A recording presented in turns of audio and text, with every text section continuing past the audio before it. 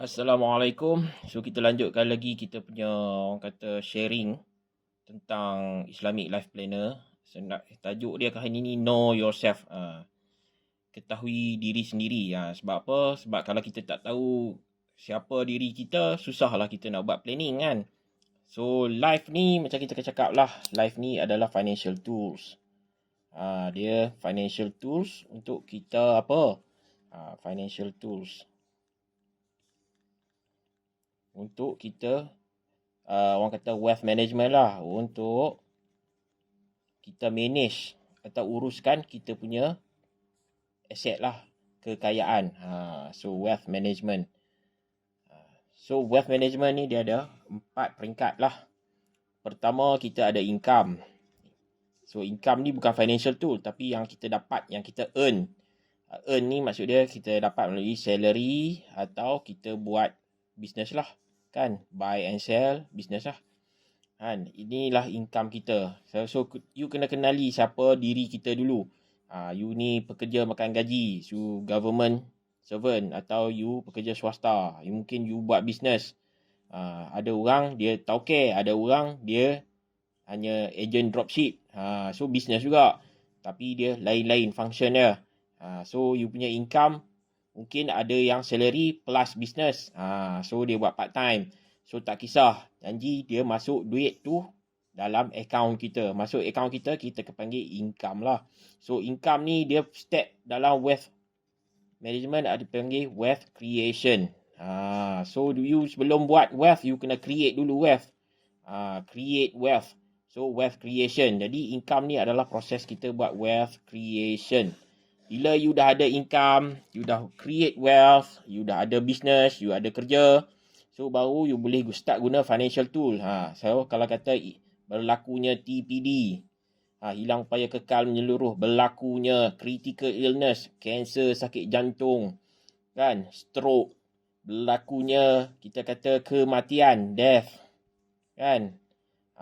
So kalau kata you mampu, you ambil medical card lah, kan. Berlakunya orang kata sickness, so hospitalization lah, kan. So benda ni yang nak cover adalah takaful. So dia event-event ni dipanggil, so untuk ni kita panggil wealth protection. Wealth protection. So you kena tahu diri you siapa. So first you ada income, you kena ambil wealth protection. So nilai wealth protection sepatutnya 10% lah yang maksimum. So bukannya kata kalau gaji you 3,000, 10% tu 300 you kena ambil. Tak juga, gantung kepada keperluan. Mungkin you ada keluarga, so you mungkin nak ambil lebih kan. Tapi 10% ni good enough lah untuk you punya protection. So IF ni, investment dan financing, this is your wealth accumulation. Wealth accumulation, apa yang kita kumpul. So macam kita cakap lah, kita kumpul harta, dan di sebalik harta ni mungkin ada hutang lah. So harta dan hutang biasanya dia berserentak sebelum kita boleh hapuskan hutang. Tapi kita boleh guna juga hutang untuk hapus hutang kan. Hutang ni kita convert pergi, contoh kita beli hartanah kan. So kita dapat cash, kita bayar hutang, tak perlu tinggal hutang hartanah. Hutang hartanah ni kita jual, so hutang ni pun settle, hutang ni pun settle. So apa yang dapat bila kita beli harta tu yang kita ada sekarang ni, bila dia tak ada hutang tu 100% lah. Sebab tu wealth accumulation ni dia akan tolak. So you punya net value kan, net value atau nilai bersih, net value you adalah jumlah total asset. You punya total asset nilai dia tolak dengan debt. Ini baru you dapat you punya asset bersih lah. Asset net tu, net value you bila you tolak debt.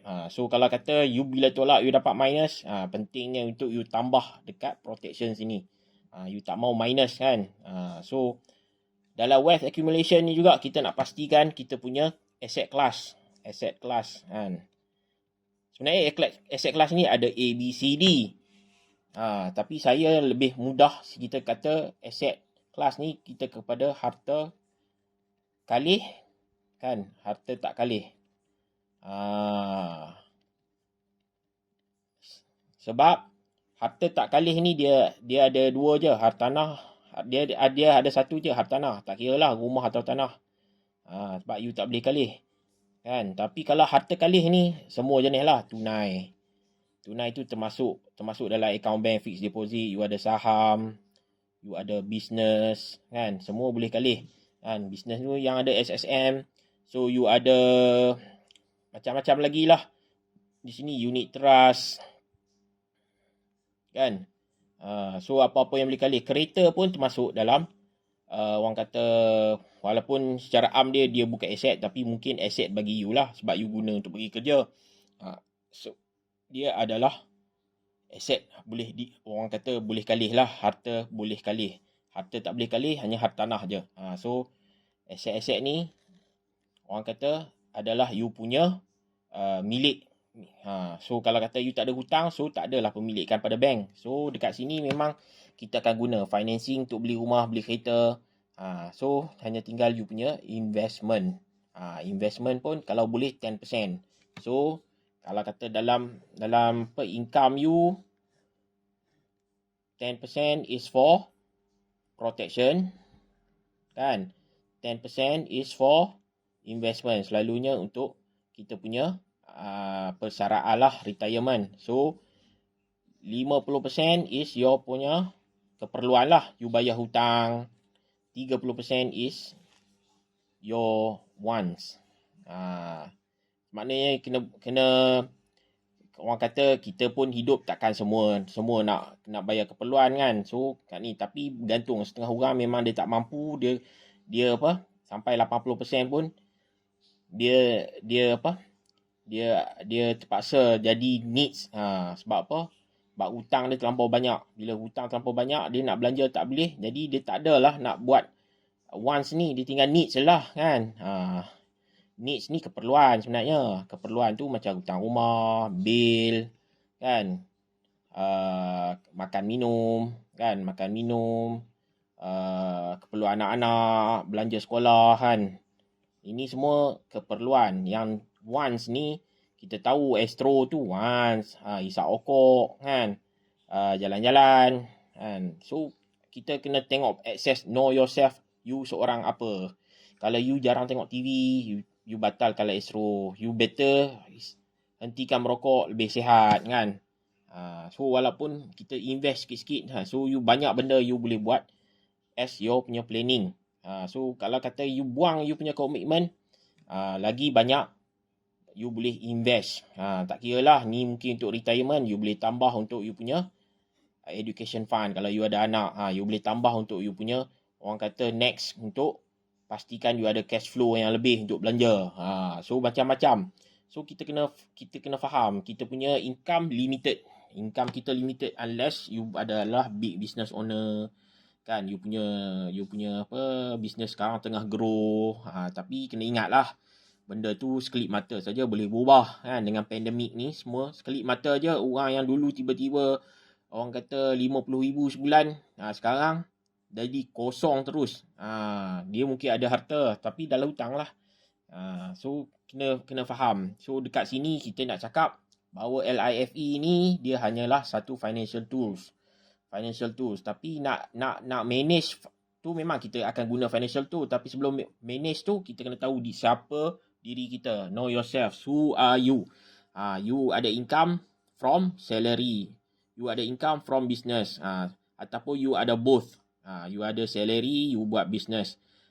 So you kena belanja 10% untuk you punya wealth protection. Sebab you punya income dia boleh hilang disebabkan mati, disebabkan hospitalization, disebabkan critical illness, disebabkan TPD. So 10% is good enough lah. So you boleh tambah kemudian kalau you ada lebih bajet. So kebiasaannya bila kita dah start bekerja, start ada income, kita akan mula accumulate harta. Harta kita ni kebanyakan dalam hutang. Sama ada kita main kutu ke, ataupun pergi pinjam dekat bank ke.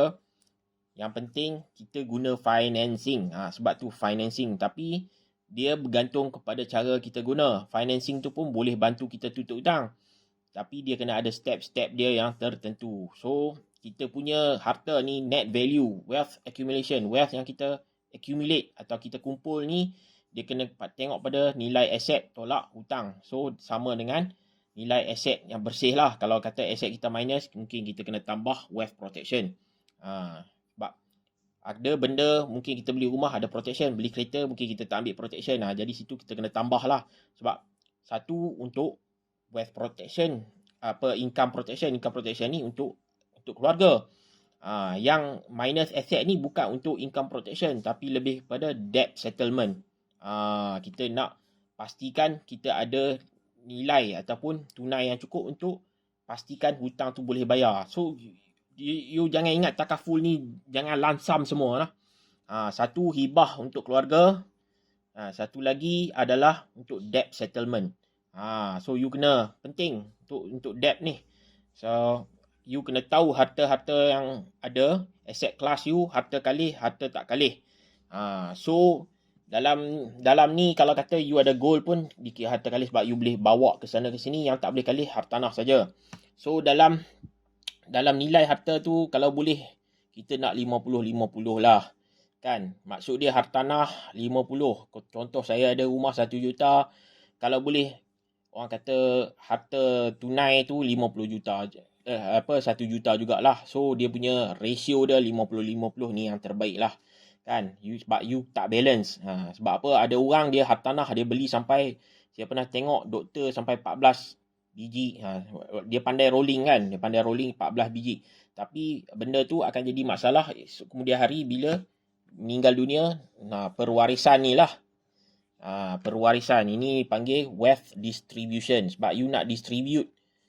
Kan? Habis siapa yang nak dapat mestilah waris kan. Mestilah waris faraid kita. Waris faraid ni untuk orang Islam lah. Kan? Jadi wealth distribution ni you nak distribute. So kat Malaysia mesti follow undang-undang lah. Undang-undang Malaysia dia tak kata kena distribute by faraid. Tapi dia kena dapat surat kuasa. Dalam surat kuasa tu dia akan mention lah sama ada benda ni perlu faraid ke, hibah ke, kan? Ikut hasrat wasiat ke. Jadi penting wealth distribution ni kita punya next step lah. Last sekali. Sebab tu bila dia ada income dia kena start dengan wealth protection. So kena start dengan income dulu. Income ni kalau you tak kerja macam mana you nak ambil kan? So you kena start dengan income. You kerja 10% dulu. So mula dulu dengan kecil-kecil. Then you start ada wealth accumulation. Kan? You jangan kata you tak ada harta. Sebenarnya you boleh guna duit bank.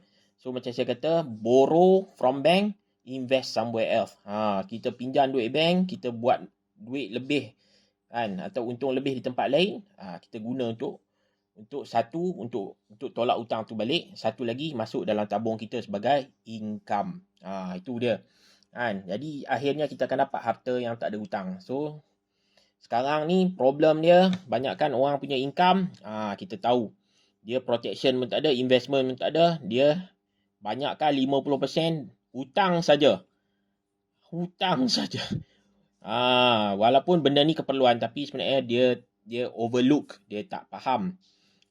So financing. So kita kena faham kan 68 orang sehari diisytiharkan bankrupt. Sebab hutang dia melebihi keperluan, dia tak mampu nak bayar dah. So ini adalah you sebelum kita buat planning kita kena tahu diri kita sendiri. Kita ni government servant. Government servant adalah manusia yang orang kata mudah terperangkap dengan hutang. You ada pencen ke ataupun you tak ada pencen, you KWSP. Sebab sekarang ni ramai yang kontrak ataupun KWSP dah tak ada orang kata pencen dah tak ada kan. So you kat mana? You adalah kerja swasta. So you kontrak ke tetap. So kena tahu kan. So you adalah business owner. So kena faham. Mungkin you ada buat part time business pun tak kisah. So sekarang ni bukan masalah ni adalah macam mana kita nak manage kita punya income. Tu first step wealth creation. Kita nak manage kita punya income dan kita guna life financial tools ni Step pertama, kita protect dulu income. Yes, dia akan ambil masa sebelum kita boleh kumpul. Wealth accumulation ni dia ambil masa sebelum kita boleh kumpul. Sekarang ni, step pertama memang kita ambil takaful dulu. So step kedua ialah kita pastikan kita punya financial statement bagus.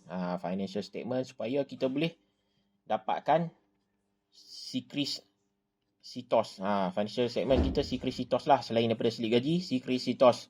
So Secret Sitos, macam mana you nak dapatkan? You buat loan kereta. You buat kad kredit. Yang boleh masuk statement lah. You buat ASBF. Ini adalah step-step you sebelum mungkin you baru start kerja. Ini adalah sebahagian daripada step-step sebelum you naik gaji ataupun you berkahwin. Untuk next step you beli rumah, sebab rumah ni dia tengok semua benda ni. So kalau you mampu bayar, bank boleh bagi lebih. So government servant pun you kena pastikan hutang you jangan banyak sangat. Sebab LPPSA dia akan tengok, sebab kebanyakan government servant dia potong direct daripada slip gaji. Jadi LPPSA tu pun dia akan effect dia punya, orang kata dia punya tu kelayakan LPPSA tu, dia akan tolak daripada hutang-hutang dalam slip gaji. Okey, so hari ni kita belajar tentang mengetahui diri sendiri dulu. Know yourself. Bila you dah tahu siapa diri you, you boleh agaklah you dekat mana. Mungkin you dah lama kerja, sekarang you punya income memang worst lah, you tak manage. You punya hutang 50% ke 60%. Kat situ you kena start balik lah. So next kita akan buat income management ataupun debt settlement income management lah. Assalamualaikum warahmatullahi wabarakatuh.